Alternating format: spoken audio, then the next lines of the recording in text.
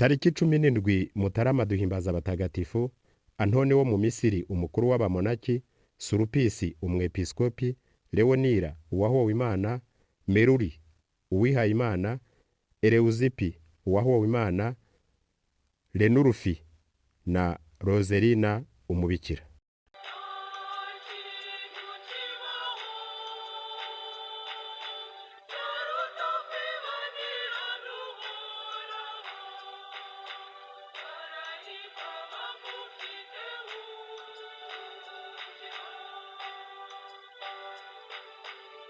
Mutagatifu Antoni mukuru, umuvyeyi w'abamonaki bo mu Misiri, yabayeho ahagana mu mwaka wa 251 kugeza mu wa 356.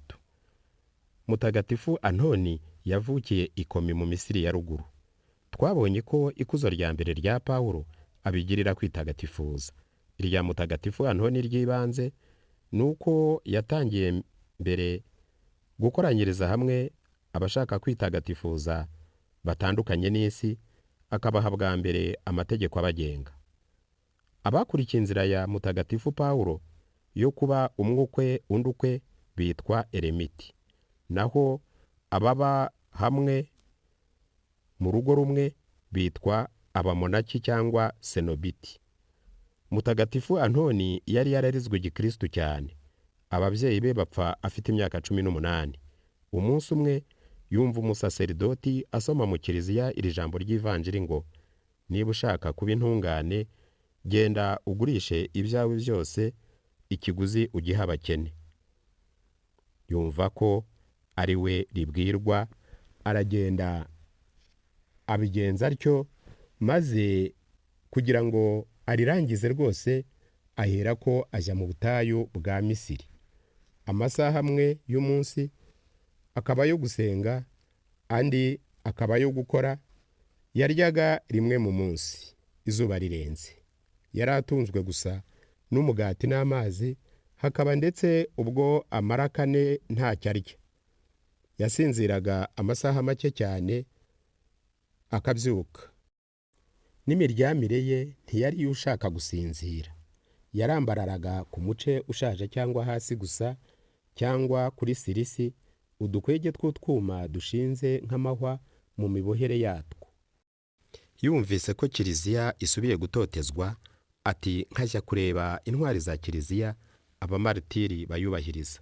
Imana nibishaka nanjye nzabibafashemo.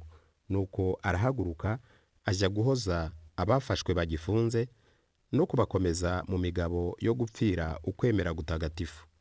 Abapagana ariko ntibashirika ubwoba bwo kumwica nawe. Bamurazaga mu buroko iminsi mike bakamurekura. Ni Imana yashakaga kuzamuha ikamba ry'ubundi buryo. Aho kiliziya iherewe amahoro, baramurekura, nuko asubira mu butayu yahozemo. Nibwo atangiye za monasteri nyinshi, akaba umubyeyi w'abamonaki batagira ingano.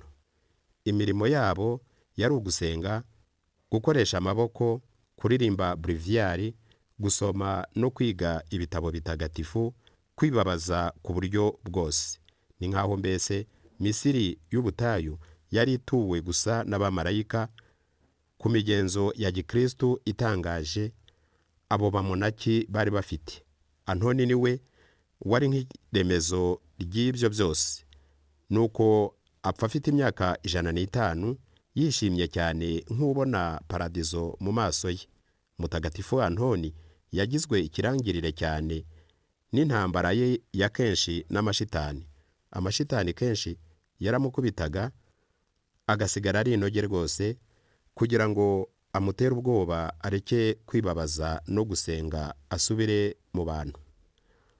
Amashitani yamuteraga kenshi ari ibirura bibi cyane. Antoni ariko agasenga gusa, akagira ikimenyetso cy'umusaraba, akayirukana. Hanyuma Yezu yakundaga kumubonekera. Nuko rimwe Antoni ati: Nyagasani, kare kose wahoze he ko utantabara? Yezu aramubwira ati: nari hafi yawe nishimira ugutsinda kwawe.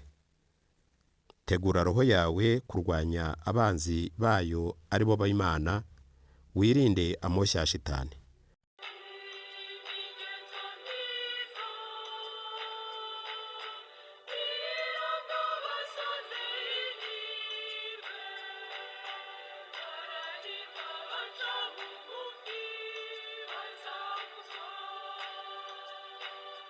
Abandi batagatifu bizihizwa uyu munsi: i Bourges mu Bufaransa turahimbaza mutagatifu Sulpice umwepiskopi. I Roma turahimbaza mutagatifu Meruri umumonaki. I Bourges kandi turahimbaza mutagatifu Lenulfi umwepiskopi. Mwabiteguriwe kandi mubigezwaho na komisiyo y'itumanaho ya Paroisse Crete Congo Nil. Murabyumva mu ijwi rya André ku bufatanye na Holyland TV Rwanda. Mugira amahoro.